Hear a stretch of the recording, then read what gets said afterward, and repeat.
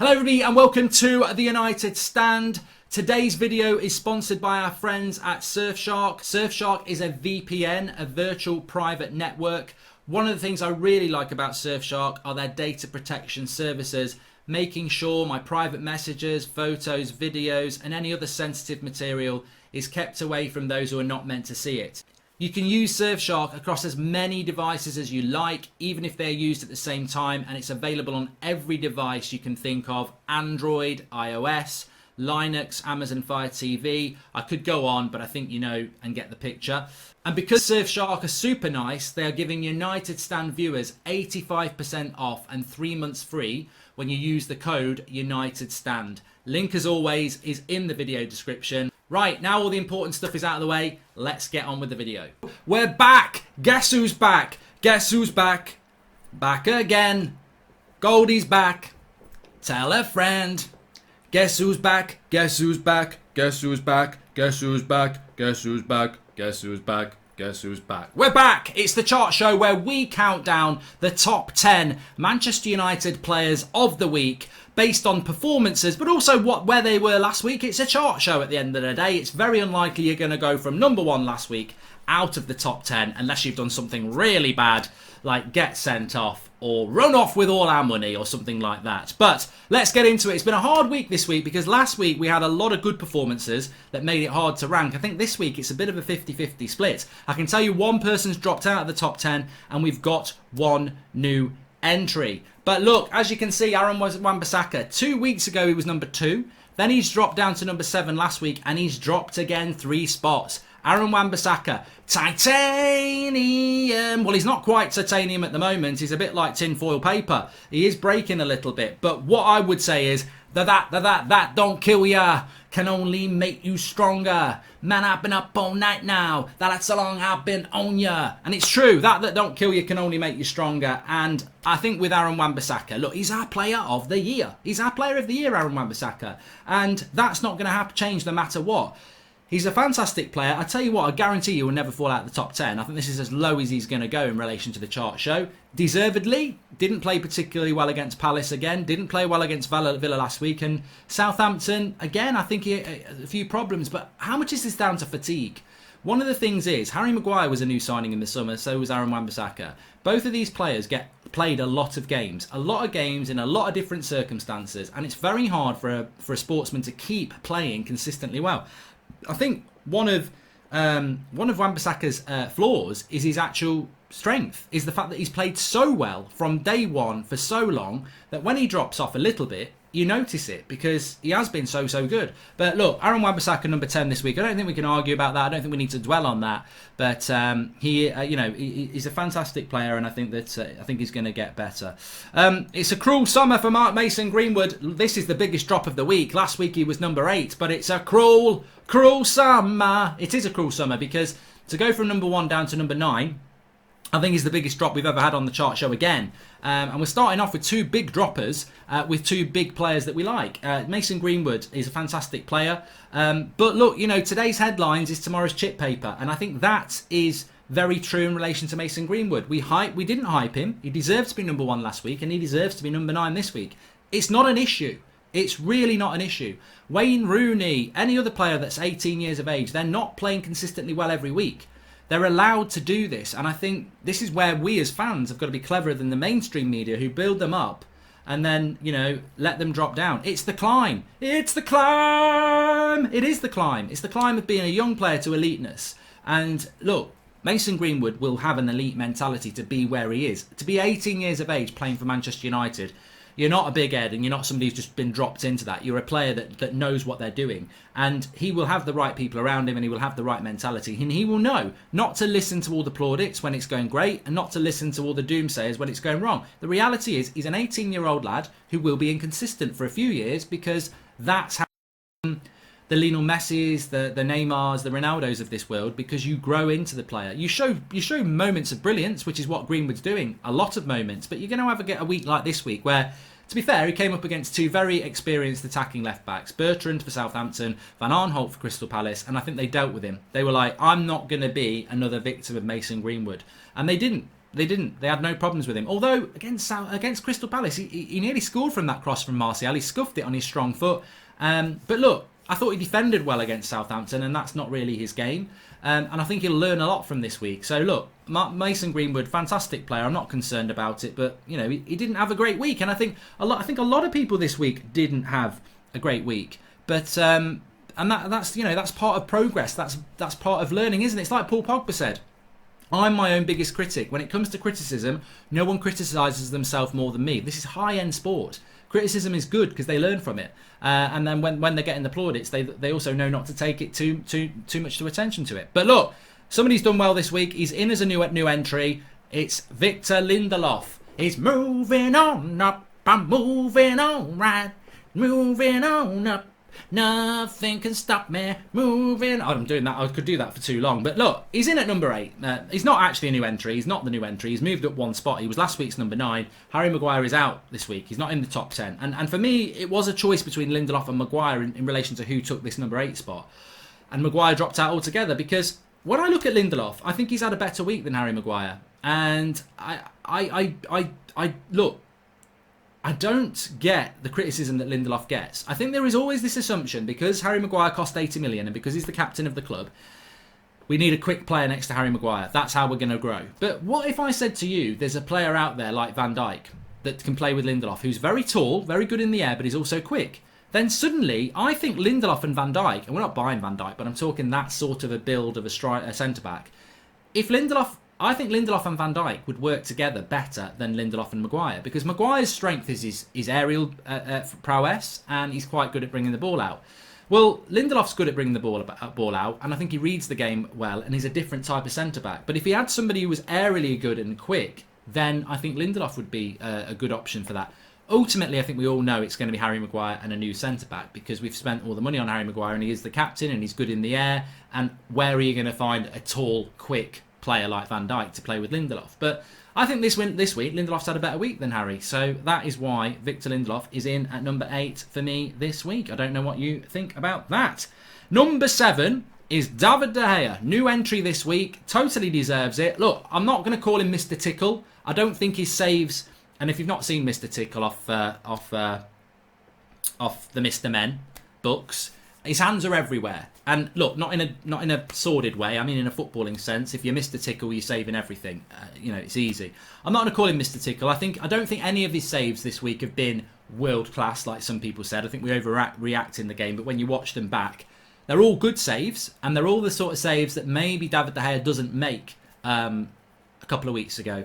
What I liked about David De Gea this week was it was a very good, reliable, confident performance, especially against Crystal Palace, and that's what we want from our goalkeeper. It was a flaw, he was a contender for man of the match against Palace, and you need that. In a game like that, where Palace were pushing hard and they played well, you need to be able to rely on your goalkeeper, and I think against Palace, they were going to have to score a good goal to score a goal. David De Gea wasn't going to let us down, and that is something that you can build on. I think against Southampton, he wasn't at fault for any of the goals there either. So, and a clean sheet against Crystal Palace, as we said. So, David De Gea, for me, deserves to be back in the top 10, and he is in at number 7. Number 6, you can dance. No, we don't need to do that. We don't need to. Look, Paul Pogba is massively happy at Manchester United at the moment. I think we can all see that. The little taxi clip yesterday with Matich. I like that sort of content.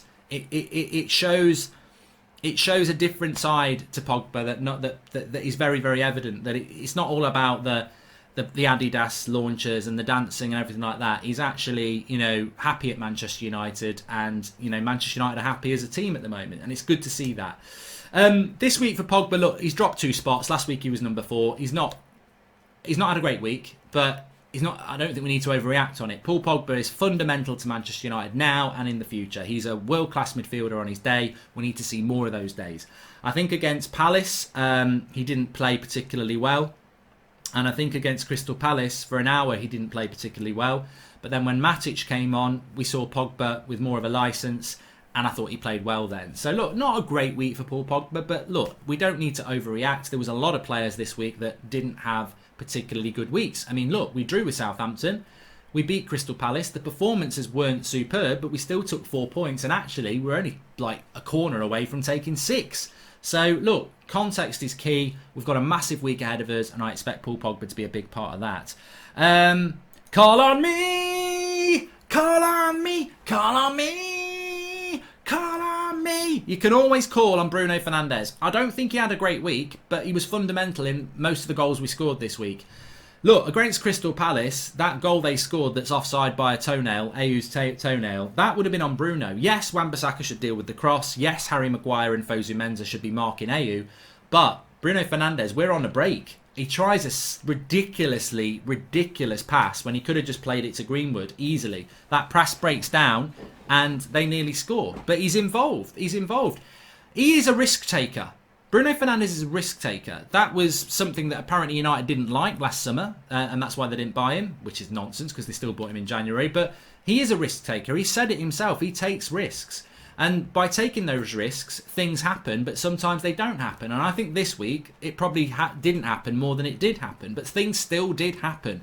But to understand Bruno Fernandes, you've got to understand that those mistakes will happen. He takes risks. He's the sort of guy who, when he's on the motorway and the speed limit's 70, he will drive at 72. He might even drive at 80. I'm not condoning it, but he's a risk taker. He's down the pub with his mates. They're having a great time. You know what it's like. You have a couple of drinks. You're talking about something really funny. It gets to the time to go home and you think, should you have another?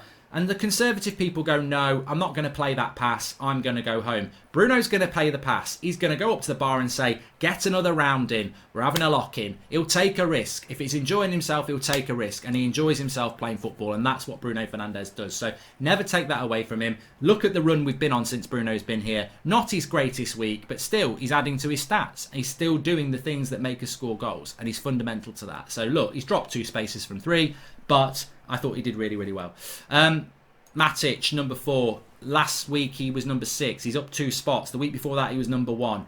Matic, to me, is massively important to Man United. I think we've seen that this week. When McTominay tries to play that role, you go, oh my God.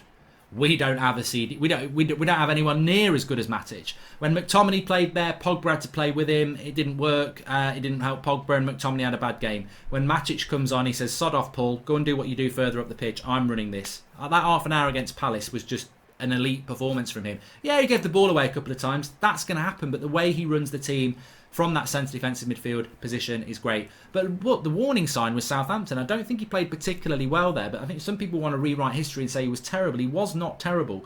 I remember Michael Carrick in his twilight years. I remember Michael Carrick in his twilight years. And he used to sit in the midfield as a CDM, dictate the play. But some teams would smother him. They would get at him, get at Carrick, and it stops the flow of Manchester United. That's what Southampton did on Monday. They swamped centre-backs, they swamped CDM, and that obviously had an impact on how Matich runs the game. Manchester United need to learn how to deal with that. It's not look, Eden Hazard came to United a couple of years ago and we stuck Ander Herrera on him. It doesn't matter how good the player is. He's not Superman. He's not got an S on his shirt running around in red pants. Every footballer, pretty much, you can find a way to deal with them. And Southampton dealt with Matich. You know, Matich conducts from deep and allows Pogba and Bruno to move forward. He allows our fullbacks to move forward. That wasn't there against Palace because he didn't play, and against Southampton we struggled. We couldn't find a way. But we still did find a way, but I don't think we moved the ball quick enough. So Matich is massively important to Manchester United, and I think that we can all see that. In at number 3, it's look, you came in. That's what my little heart was looking for. Master of the rain. Feel like a fool in love again. Luke Shaw in at number 3 this week. And look, I think the brilliance of this is that he only played 1 game, but his better game, I thought he was one of our man of the match against Southampton, by the way. Just so important to us. And we saw it against Crystal Palace. Fosu Mensah had a good job defensively, did a good job, but offensively, no. And I think Luke Shaw didn't play against Palace, but we saw what many of us have seen for a long time, how important he is. Wan-Bissaka gets forward, but Luke Shaw gets forward in a different way. Wan-Bissaka's a great defensive right back, but so is Luke Shaw. And we missed him. And we didn't have Brandon Williams either, who I think would have been a good deputy. So we missed Luke Shaw against Palace, and I think not having him showed how important he is. And against Southampton again, a fantastic performance. He should have had another assist in that game. He's providing the quality balls. People just aren't finishing them. But the way he gets forward and helps Rashford, and the way he's always an outlet, and the way he always keeps the ball, and the way he's always running back and forward and defensively doing his job, Luke Shaw totally deserves to be in at number 3 this week. And I think, look, we're going to be without him. I mean, I don't know where he'll be in the chart show next week because he might not play, which means he's going to have to drop out, which is unfair. But that's what happens when you're injured. Rashford saw that in the first few chart shows. He wasn't there because he was injured. But Luke Shaw totally deserves number 3 for me. Talking of Marcus Rashford, here he is. He's in at number 2. He totally deserves it. He's our highest climber of the week. Last week he was number 8. He's moved up 6 spots. Quick maths. And look at my hopes, look at my dreams. I'm building bridges from the scenes. And now I'm ready to rise again. Classic Gabriel. Rashford in at number 2. Totally deserved. Totally deserved. I wouldn't give him number 1 quite, but I'll give him number 2 because I think Rashford came back from injury and you had Martial, Pogba, Bruno, Greenwood playing absolutely fantastically football. And then you had Marcus Rashford who was playing good. But some people thought Rashford was playing bad because the difference between elite and good is quite a big gap. And people are, Rashford's not quite at the races. I don't think he was playing badly. I just think he was playing okay. And some players, it takes them time. He's had a bad injury. It's a weird injury to his back. And I think it's took him a bit of time. But he's been great. If he was a graph from lockdown to now, he's been getting better and better in the game since lockdown. So, and this week, look, goals, more involvement. I think he was better against Palace than he was against Southampton. I think he's getting better and better, and it's exciting to see what Martial's going to do. Rashford's going to do. It's exciting to see what Martial's going to do. But I think they're almost the same thing. You know, when KG said on his video the other day that I see echoes of Cole and York, some people thought that was hilariously stupid to say. Actually, I think it's very intelligent to say. These are younger players than we had with Cole and York, and I think they've shown more of a synergy than Cole and York did in the years that they've played together. They haven't done it at the highest level yet, and Cole and York are superior to them, but they are exciting in that sense, and Marcus Rashford totally deserves to be in at number 2 this week. And in at number 1, I'm very, very happy. I think most people will know who it is, and there cannot be any doubts about who it is. I need to be myself. Boom, boom, boom, boom. I can't be no one else. Boom, boom, boom, boom. I'm feeling supersonic. Give me gin and tonic. You can have it all, but how much do you want it? Martial, number 1 this week. Supersonic. Absolutely brilliant performances from him. I think for me, he could be man of match against Southampton and against Crystal Palace. Just elite from Anthony Martial. The goals, the build-up play, the hard work, the running of the channels, the interchanging, vocal. I just think Anthony Martial is now, for everybody, the player that many of us knew he was. I don't see a change in Martial. I don't see he's doing things. I don't see an excuse for the critics, really, because anybody who's been watching this channel or anybody who follows people who like Martial, people have liked Martial from the days of Van Gaal. That people liked Martial through the Mourinho. People liked Martial last season. And look, he's had bad bits of form, but everybody has. But this nonsense that he didn't run around as much, he wasn't doing, it's an excuse for the critics who just basically, if Anthony Martial had come through our youth setup and was born in Salford, he wouldn't get anywhere near the criticism that he does get. He's been absolutely brilliant this week. He's been absolutely brilliant all season. He's got 17 Premier League goals. And if you take penalties off everybody who's ahead of him, he's only 2 or 3 goals off being the top scorer in the Premier League. And yet he's played 3 or 4 games less than most of those people ahead of him. And he's done it in a team that hasn't created many chances up until January. Martial is in the top tier of strikers in this country. That is a fact. It's undisputable. Whether you're talking about performance, stats, goals, whatever. That is where he resides now.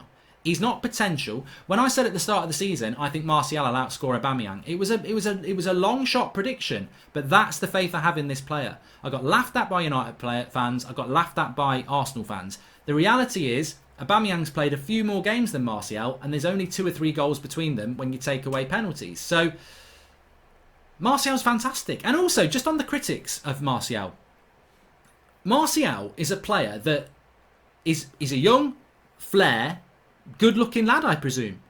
He's a PR person's dream. Is he the face of Adidas, Manchester United, Rolex, whatever else?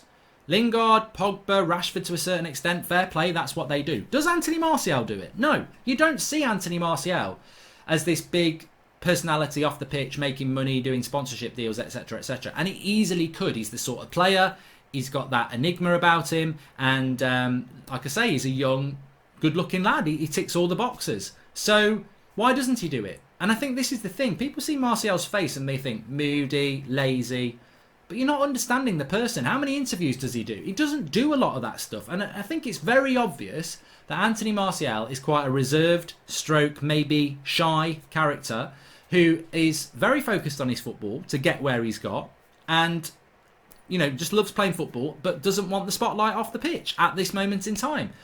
How can that person therefore be called arrogant, lazy, moody?